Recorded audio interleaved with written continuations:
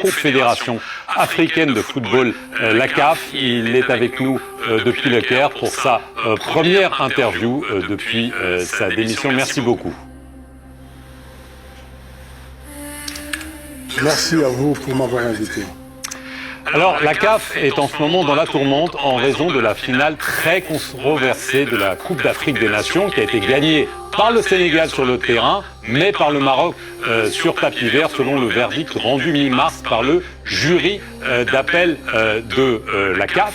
Normalement, le tribunal arbitral du sport doit donner son verdict. Est-ce que ce sera le verdict final pour cette finale si controversée ?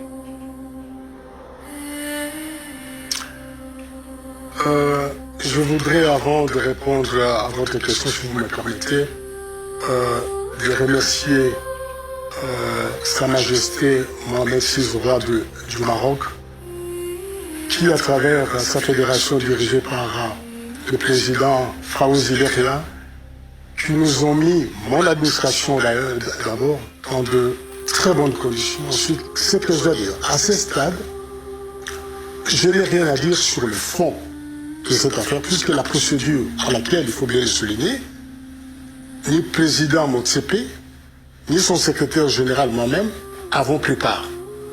Cette procédure n'est pas arrivée à son terme. Après la finale du 18, la Fédération royale marocaine a déposé un protêt.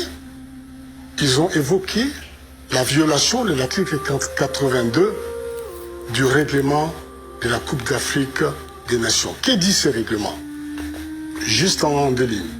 Ce règlement dit, si pour n'importe quelle raison une équipe se retire de la compétition, ne se présente pas à un match, ou refuse de jouer ou quitte les terrains avant la fin réglementaire du match, sans l'autorisation de l'arbitre, elle sera considérée perdante et sera définitivement éliminée de la compétition en cours. Voilà ce que le Marocain, dans leur protège, dit, cette disposition a été violée. Mais cette première instance, elle, qui est la commission de discipline, il a dit, c'est pas le cas.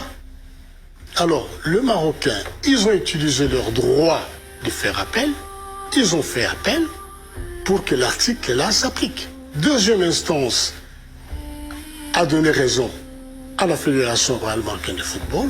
Donc on a des décisions de deux organes complètement opposés. Ça, les gens critiquent ça, peut-être c'est l'émotion, mais ça montre aussi l'indépendance de ces deux institutions.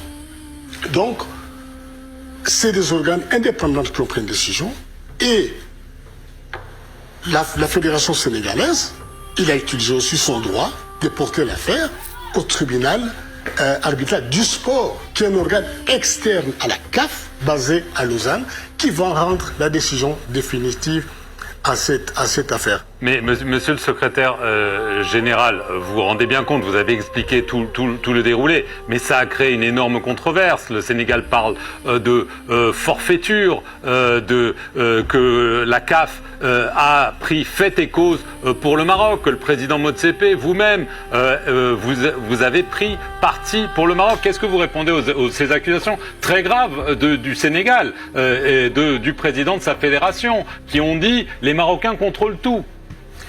Non, mais ça, c'est parce que c'est peut-être les émotions qui ont pris le dessus. Parce que vous avez vos droits. Mais comme je l'ai dit tout à l'heure, le président Motsepe et moi-même n'étions même pas là. Si vous n'êtes pas content de cette décision-là, vous l'attaquez. Ceux qui disent qu'ils contrôlent, qui contrôle quoi, et qui nous amènent des preuves. Mais c'est pas juste de balancer des choses comme ça, que la CAF a pris fait cause en faisant quoi? Monsieur le secrétaire général, est-ce que votre démission est liée à cette controverse? Est-ce que vous ne faites pas office, j'allais dire, de bouc émissaire, parce que suite à ça, il a fallu donner un scalp et que le vôtre était peut-être le plus facile? Ah non, pas du tout. Vous savez, ça fait 5 ans que je suis secrétaire général de la CAF. C'était un moment de tourner la page. Sur la fin d'un cycle, c'était un moment. Donc je pensais même partir avant, mais j'ai voulu livrer cette magnifique CAN qui a battu tous les records. Côté d'audience, côté revenu, on a battu tous les records.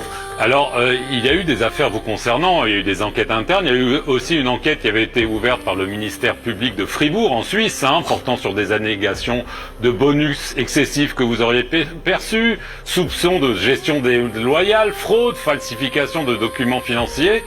En janvier 2025, ce ministère public a toutefois décidé d'abandonner les poursuites. Est-ce que vous estimez que, d'une certaine façon, cela vous a lavé de tous les soupçons, de toutes les accusations dont vous avez été l'objet? Oui, clairement, parce que j'ai certaines personnes, il faut le dire, que vous savez, quand vous posez des questions, quand vous voulez réguler, vous ne faites pas que des amis. Donc, certaines personnes m'ont dénoncé auprès du ministère public de la Confédération, il a mené son enquête, il m'a blanchi. Qui était derrière tout ça? Vous pouvez en parler maintenant que vous êtes libre de parler? Non, il y a certaines personnes, le moment viendra où on va les dénoncer clairement. Il y a certaines personnes qui ne voulaient pas qu'on régule. Mais il y a une chose, je voulais juste dire, personne n'a eu ma peau. Je pars parce que j'ai décidé de partir. À propos d'amis, on a beaucoup aussi glosé sur votre amitié avec le président de la FIFA, Gianni Infantino. Vous vous connaissez depuis très longtemps. On a d'ailleurs dit qu'il contrôlait la CAF à travers vous. Est-ce que vous reniez cette amitié ou est-ce que vous dites non, finalement c'est une bonne chose qu'à travers cette amitié, la FIFA ait pu peut-être justement nettoyer un petit peu